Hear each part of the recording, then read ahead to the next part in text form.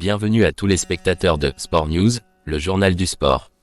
Nous sommes le 28 septembre 2024 et nous avons une émission riche en actualités sportives. Voici les titres marquants de la journée. Commençons par une triste nouvelle dans le monde du cyclisme. La jeune coureuse suisse Muriel Führer, âgée de 18 ans, a tragiquement perdu la vie lors des championnats du monde junior à Zurich. Cette tragédie rappelle les dangers du sport. Julien Alaphilippe a exprimé son chagrin, soulignant la cruauté de cette discipline qui, malgré sa beauté, peut être périlleuse. Une enquête a été lancée pour déterminer les circonstances de cet incident. En football, le Paris Saint-Germain a poursuivi son parcours impressionnant en Ligue 1, s'imposant 3-1 face à Rennes. L'équipe dirigée par Luis Enrique a brillé grâce à un doublé de Bradley Barcola et à un but de Kangin Lee.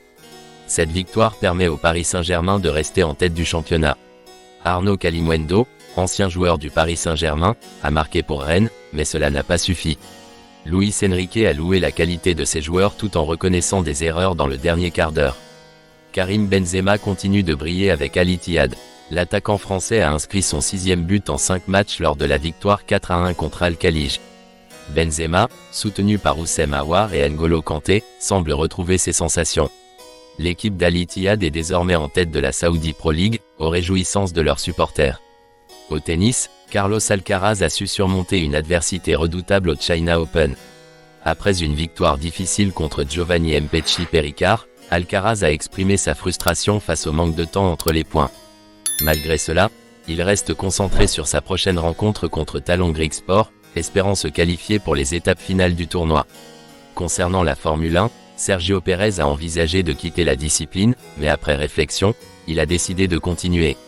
Le pilote mexicain souhaite maîtriser son avenir et a déclaré qu'il ne se voit pas prolonger au-delà de 2026, période durant laquelle il est sous contrat avec Red Bull. Actuellement 7e au classement avec 144 points, il doit se battre pour retrouver sa place parmi l'élite. En basketball, une étape importante a été franchie avec la retraite internationale de Nando De Colo. Le meneur a connu une carrière exemplaire avec 209 sélections et 6 médailles internationales. Bien qu'il prenne sa retraite de l'équipe nationale, il a signé un contrat de 3 ans avec la SVEL, où il continuera d'évoluer. Au rugby, le Stade Rochelais a accueilli son coéquipier Oscar Jégou, qui a repris l'entraînement après une période difficile. Jégou, mis en examen dans une affaire controversée, a reçu un soutien considérable de ses coéquipiers, solidaires de son retour à la pratique sportive. Avant de conclure, jetons un coup d'œil aux autres nouvelles. En MotoGP, Johan Zarco a fait forte impression lors des essais libres du Grand Prix d'Indonésie, tandis que Fabio Quartararo a rencontré quelques difficultés. En cyclisme, l'équipe de France s'est illustrée au championnat du monde. Enfin, en volleyball, le Stade Rochelais a effectué ses débuts en élite avec une défaite. Merci à tous pour votre fidélité. Nous vous donnons rendez-vous demain pour un nouveau numéro de Sport News. Prenez soin de vous et à bientôt.